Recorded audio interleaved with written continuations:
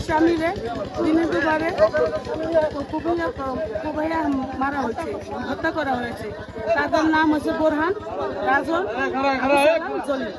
এই 4 জন লোকে তারা আমার সামনে আমার স্বামীরে দিনে দুবারে কুবাইয়া মারছে।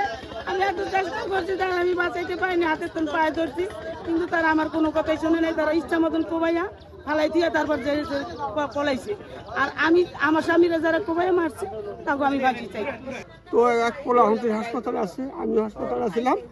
ওই সালাম না ধরছে, বসান না খুব দিছে, একটার দাম জলিল্লা দিছে, একটার দাম মনুর দিছে, আরেকটার দাম এই আর ওই আজমির সেও খুব দিছে। কিন্তু কিছুক্ষণ পরে আমি পরে যখন গেছি তখন আর আমার কোথা দিয়ে আমি এই খুনিদের ফাঁসি চাই।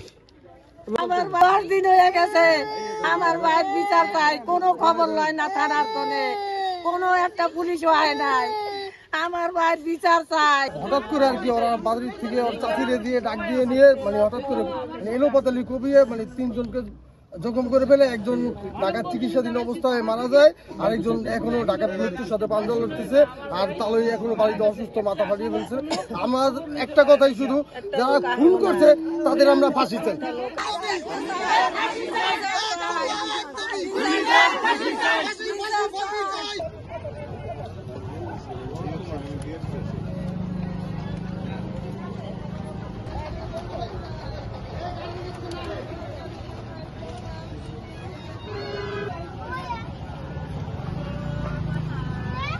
আমরা একটু ব্যানার দ্বারা যাইতে পারি।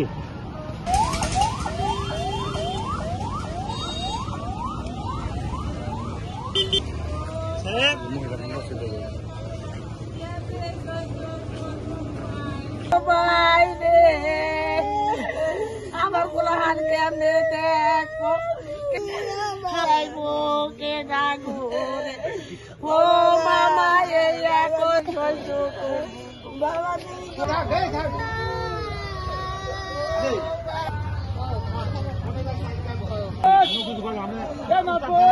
আরে ভাই কথা কই না দিও না ভাই।